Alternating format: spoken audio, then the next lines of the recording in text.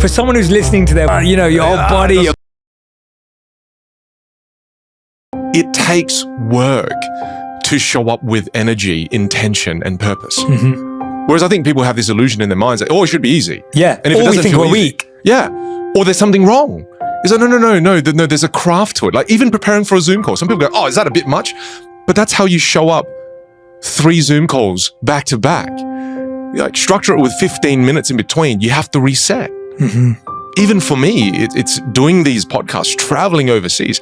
I'm exhausted. But then again, if I choose to give this energy, I need to conserve it. Yeah. I need to have ways to rejuvenate it. And I have to go through the process. And you have to commit to the craft. You have to commit to that discipline. Whereas if you one night did eat at 6 p.m., well, then that show wouldn't be as great. But you were dedicated. And I think that is what people have to really understand is there are ways to do it, but you've got to take yourself through the process. Yeah. Absolutely. For someone who's listening to their voice now, they're listening to us. They're like, Vin, I'm going to listen to this. They start listening back to their voice and they cringe they do. at their voice because we all have this strange, and by the way, we all have it. I have, and I want to say that here, I have that too. No one likes listening to the sound of their own voice. Yeah. There's something uncomfortable about it. First of all, do you know where that comes from? Yeah. And then what do we do about that when you're listening back and you just... your whole body, your face, everything. It's not just listening, it's when you look at yourself on video too. And there's a reason for that. The reason we hate the sound of our voice is because when we hear ourselves on a recording, that's not how we sound to ourselves. The way you sound to yourself, you have a deep, rich, Barry White voice, right? And the reason you have a different sounding voice to yourself is when you're speaking, the vibrations go through your bones and your muscles and then it hits your ears. The vibrations of the sound is going through a more dense medium, which creates a lower pitch sound. So when you hear yourself via an audio replay, that's going through the airwaves. So your voice sounds thinner and higher pitched. So you immediately go, no. I don't sound like that. I sound like this. I don't sound like this. And they freak out. So that difference in the medium in which you're receiving the sound causes people immediately to reject because it actually does sound different. The reason why people don't like looking at themselves on video is because it's flipped the other way. Yeah. And they go, I don't look like that. Because you look at yourself in the mirror every day. Whereas on camera, it shows the way other people see you. Whereas when you look at yourself in the mirror, it's flipped. So your entire life, you've seen yourself a certain way. Right? Unless your face is perfectly symmetrical, right? Then you go, oh no, I don't look like that. So immediately people go, I look weird. I sound weird. So the thing you need to do there is desensitize it, mate. Just listen to yourself over and over. Like, do you listen to a podcast now and do you still freak out about your voice? Not anymore. Not anymore, right? Yeah, because you're desensitized. So what happens is a calibration happens. What you hear in your head and what you hear on an audio replay, the calibration starts to just do this. And then gradually you can't hear the difference anymore. And then when you look at yourself on camera and also in the mirror, the calibration starts to happen. You go, oh, that's me. Oh, that's just me. Yeah. It's painful. Yeah. But if you go through that, you get over it. Yeah. It's all that discomfort in the beginning. Yeah, it is. That we all need to go through. We were talking about this earlier. So I was really fortunate because when I was 11 years old, my parents were so scared that I was so shy and so insecure that they forced me to go to public speaking school. Yeah. And so my school had an extracurricular activity with the London Academy of Music, Drama and Arts. And for 7 years, I had about 3 sessions a week of 2 to 3 hours each. It was fairly rigorous. Yeah. And you'd have to take exams. And the exams were pretty rigorous too. So every year you'd go to this exam and you'd turn up and the examiner would be in a room, and before you even meet the examiner, you could take a book. Yeah. It could be any book you wanted, but they were going to pick any page and ask you to read it in a emotive, dramatic, and powerful way. Ooh. And so they could pick any page out of a book. The next part of the test was they would give you a topic 15 minutes before. You'd be in a library. This is when we didn't have yeah, exactly. Well, there probably was the internet, but there wasn't this. They wanted to keep you away from all of that. You'd be in a library and you'd have 15 minutes to prep a talk about the dangers of smoking or whatever it was, a topic that they'd picked. And you had to structure a talk out, and the talk had to be 5 minutes long. And so you had to do that.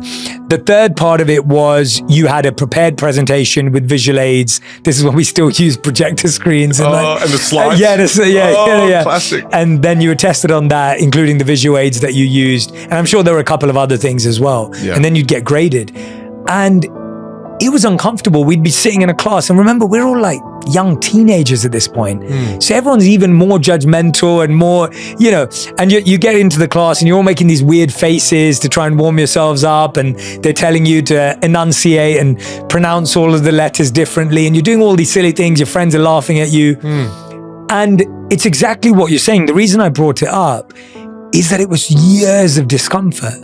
It was just years of looking silly, looking stupid, sounding bad, giving a bad talk, giving a bad presentation, walking into a room, to then all of a sudden that discomfort changed to confidence. And I find that for most of us, especially as you get older, going through that discomfort becomes harder. For example, if me and you, I don't know how old you are, but I tried to pick up a sport a couple of years ago in the pandemic. It was much harder for me to learn a sport at this age than if I played it in my teens. So when you're meeting people who are in their 20s, 30s, maybe 40s, 50s, and they're trying to change their instrument, they're trying to change their voice, that discomfort is so much harder than when I started at 11 or whatever age you started at. How do you encourage people to sit with that discomfort, to go through that? Because it is harder. Such a beautiful insight that you shared there. The reason it was easier for you at 11 is because you were new to a lot of these behaviors. Completely. The behaviors haven't been ingrained in you yet. Whereas when you're 40 now, and I'm 38. So I'm 37, so yeah, so once you're 40 and you realize this, you've done 40 years of repeating one behavior, two behaviors, a series of behaviors over and over and over and over again. That's why it becomes harder, right? And all of a sudden it becomes way more difficult because now you have to unlearn something that you've been repeating for that long. So I think there's really difficult there. One other point I wanted to mention what you said there too is that you said you went through years of discomfort. A lot of people have this idea that, again, it should just be a quick process. And if I'm struggling for a period, then something's not right. It's like, no, struggle, that's good. That it means you're in the process of change, right? You're going through the process of change. And you have to be willing to put in that effort, go through the struggle. And I think the thing that people are resistant to is failing. Because I believe, and I want to ask you this question, did you learn more from your successes in those situations, in those public speaking exams, or did you learn more from your failures? Failures. People don't want to fail now. I don't want to make a video, put it out on Instagram where I've made a fool out of myself. But that's how we learn. Right? I don't want to do a speech where I forget what I'm going to say, but that's how you learn. You have it happen, then you go back and you go, okay, why did I forget? Oh, it wasn't well rehearsed, right? Why did I forget? I didn't know how to deal with my nerves. Now you need to learn how to rehearse. Now you need to learn how to manage your nerves. So all of a sudden, if you don't fail, you don't know where your weakness is, and then you don't know what to work on. So you got to pay the price. I think you've got to pay the price. Back to your original question. No, that's I am so glad you brought that up. Yeah, it's just so important because I think people just now are resistant to failing. Yet we learn far more from our failures than we do from our successes. For sure. So for the person who's 40, oh my God, Vin, what do I do? Am I doomed? No, you're not. It's just when Jay was 11, he was able to work on 3 or 4 different behaviors at the same time because you're so elastic, right? There's so many things that could change about you when you're at that age. But when you're less elastic in your older years, you just now have to focus on one thing at a time. So I've coached a few CEOs of some pretty big companies here in the US, and it's so funny because when I map out I used to do it, I don't do it anymore, but when I did it and I mapped out their coaching program and I showed it to them, they got upset because they're like, wait, you're making me work on my volume for 4 weeks and that's all we're doing? This feels stupid. And in those moments, I just had the courage to go, well, look, then pick somebody else. It's okay, get a refund, pick somebody else. Because I kind of said to them, you're 50 and you've been speaking with a very default quiet volume for 50 years. Do you expect to be able to change that in 48 hours? Because I get them to send me a video every day, right? And every time they send me a video, I go, watch what you're doing for the first 7 days. Even though you know we're working on volume, your default volume is like a 4 out of 10. And that's when they go, oh, far out. I keep defaulting back to it. So the older you are, you've got to realize one thing at a time. One thing at a time. But it drives people crazy. I want to do 7 things with it. I want to do hand gestures. I want to learn how to story tell. I want to use volume. I want to add pitch and melody. I want to do all of it. But that's also what leads to no change. That's why most people never change the way they sound, because they're not willing to sit and be patient and do one thing at a time. Yeah. A good example is thinking about it like driving. Yes. How many bad driving habits have we picked up in the last 20 years because we haven't been tested, we haven't reviewed it. Scary. Right? And I recently had to redo my driving test because of moving here and getting a state ID and all that kind of stuff. And I realized just how many bad habits you pick up.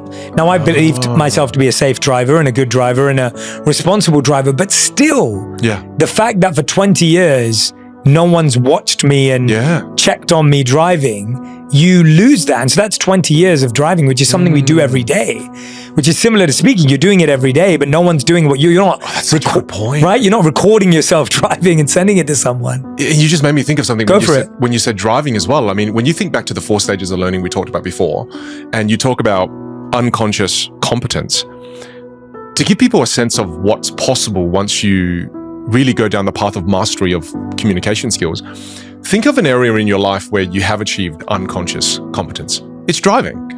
Whether we're good or not, that's another thing, right? But most people, I would dare say sometimes too, you're kind of unconscious when you're driving because you're so good at it. You've done it every single day of your adult life. So you've gotten to a point where you are unconsciously competent, right? And then people always ask me now, they go, Vin, when you communicate now, are you thinking about gesturing? Are you thinking about storytelling? Are you thinking about, I go, no, I don't.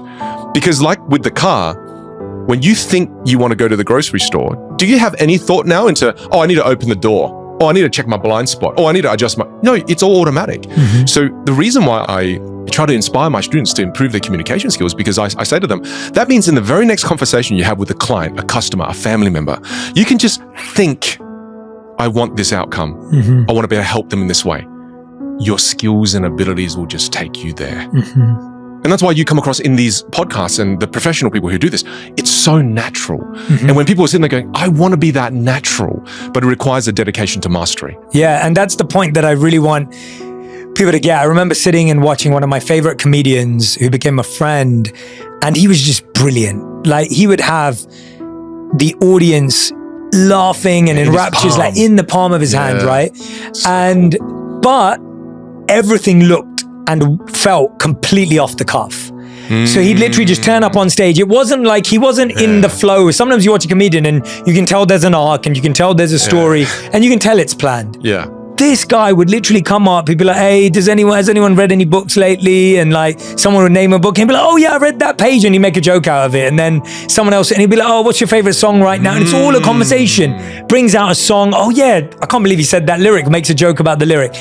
And it was unbelievable to watch. And I spoke to him afterwards and I said to him, who did you learn that from? Like, where did that come from?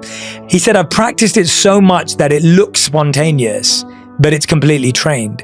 And I think that's what everyone wants. Everyone wants for it to look spontaneous.